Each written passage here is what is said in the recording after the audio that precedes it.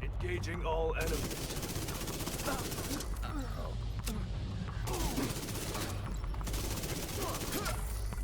If you guys are interested in being a member, then click the join button down below to check out the available perks. The first tier is only $1.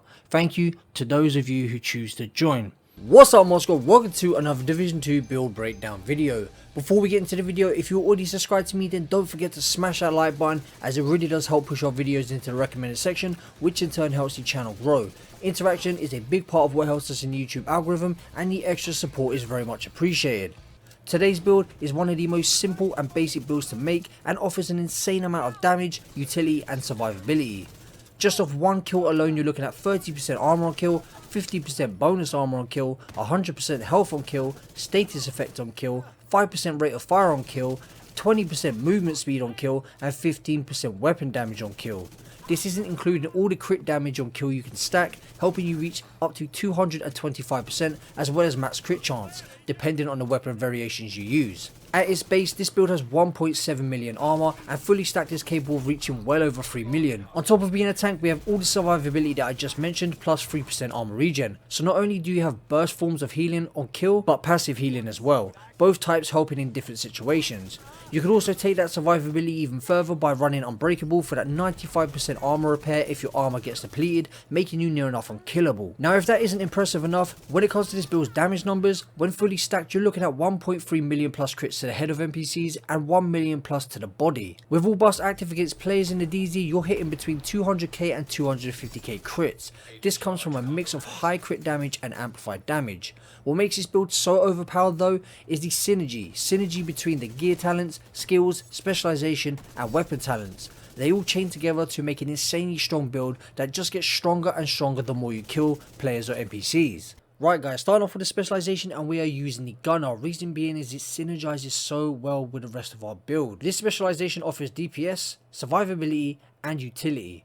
As you can see, we get the right foam grenade, which is great for both PVE and PvP. If you can funnel enemies and then use this grenade, you will snare a bunch of them, which makes them easier to kill. Up next, killing enemies grants 10% armor, which adds on to the 20% we already have on our build, taking us to a total of 30%. Next, every third reload is 50% faster. That's going to add to DPS, and it comes in clutch, especially when you're using a low mag SMG. The armor kit on this build gives us 100% armor repair and then 30% bonus armor for 10 seconds. Every specialization has a skill with it that you can unlock, and as you can see is the Banshee Pulse. You can see in the gameplay that is very effective, stuns NPCs, making them easier to kill. This specialization also generates 10% of total ammo capacity every 60 seconds. Which is great if you're a solo player, because you'll find you'll never run out of ammo. If you're not picking it up through NPCs, then this specialization will be replenishing it for you. Up next, rate of fire increased by 5% on kill. This is just going to add to our DPS, helping us kill faster. 50% pulse resistant, that's going to help when you're in a dark zone. And that is pretty much it for the specialization. So with that said, let's move on to the build breakdown. Right guys, getting into the build breakdown, start off with our primary weapon, and we have the Lady Death. We get 75% amplified damage, and if kills grant plus 20% movement speed for 10 seconds, which synergizes so well with this build. It is a run and gun build, so boost our movement speed is only going to help aid our survivability and help us build our stacks up faster, so we can pump out that 75% amplified damage. Moving on to our secondary, and every weapon in this build has an important role. As you can see, I have a standard Banshee SMG here with the talent Vindictive. You can use the named version, which is called the Grudge, and as you can see here, the named version gives 18% rather than 15%. So when you kill an enemy under a status effect, you'll gain 15% critical hit chance and 15% critical hit damage for 20 seconds, and that applies to you and your teammates. But seeing as this is a solo build, it's only going to be applied to you. Now this is a pretty easy talent to proc, seeing as you're going to be running a EMP sticky, Banshee Pulse, and the gear set itself puts the status effect on kill. So you'll have plenty of opportunities to proc this talent. Looking at the attachments on this weapon, we have 5% crit chance on the scope, the 20 extra rounds in the magazine, 5% crit chance on the laser pointer, and 5% crit damage on the flash hider. Moving on to our sidearm, and as you can see, I have the named pistol, the TDI card. The benefit to using this is as a skill tier. That skill tier is going to help boost any skills that you use, obviously, so it's going to make your decoy last longer, the effect of your EMP sticky last longer, and the same applies to a Banshee Pulse. We also have the finisher talent. Swapping from this weapon within 10 seconds of killing an enemy grants 30% critical hit chance and 30% critical hit damage. Now, if you don't want to use the TDI card and you want some more damage, you can use the Orbit, which has the perfect finisher talent, and that will grant you 35% crit chance and 40% critical hit damage. Right guys, now we have covered the weapons, let's get into the gear pieces. So we have 4 pieces of Hunted Fury. The 2 piece gives us the SMG damage that we're looking for at 15%. 3 pieces gives us 20% armor on kill, which will be 30% thanks to the gunner specialization. We have 100% health on kill, and then the 4 piece gives us a 20% weapon damage, amplified weapon damage buff against enemies within 15 meters. Killing a debuffed enemy with a weapon disorientates other enemies within 5 meters and amplifies weapon damage by 5% for 10 seconds, stacking up to 5 times. That's an extra 25% weapon damage, so it's just amplified damage and weapon damage out of the ears. Looking at the attributes, we have max armor at 170k, we have 12% critical hit damage and 6% critical hit chance via a mod.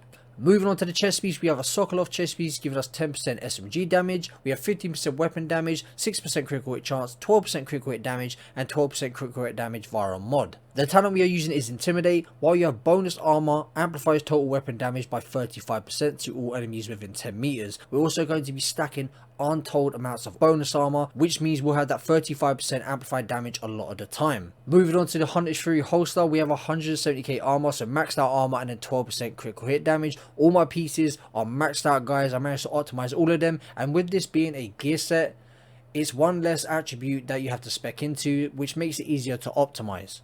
Hunted Fury knee pads, again maxed out, 170 armor and 12% critical hit damage.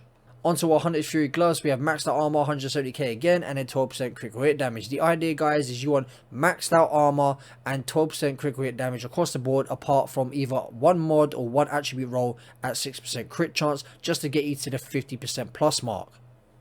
And finally, the backpack, and of course it's the best in slot for any solo build in the game. It is the Memento, offering 50% weapon damage, maxed armor, so a full blue core, 1 red core and 1 yellow core. Again, that is going to go towards our skill along with the TDI card, so your skills will be a 2 tier.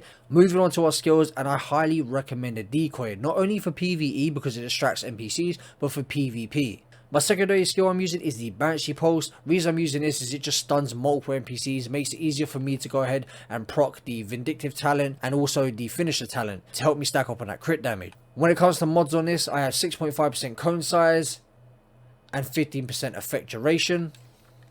When it comes to the mods on the decoy, I have 7.5% health and 7.5% duration. The longer it's down, the better. I will also say if you're using the TDI card, the second skill tier only applies when you have the pistol out. Now moving on to the stat sheet, also don't forget to smash that like button to help support the channel, as it's going to help our videos grow. Leave a comment down below and I'll reply like I always do. And I'll catch you guys in the next one. Peace out, Mod Squad.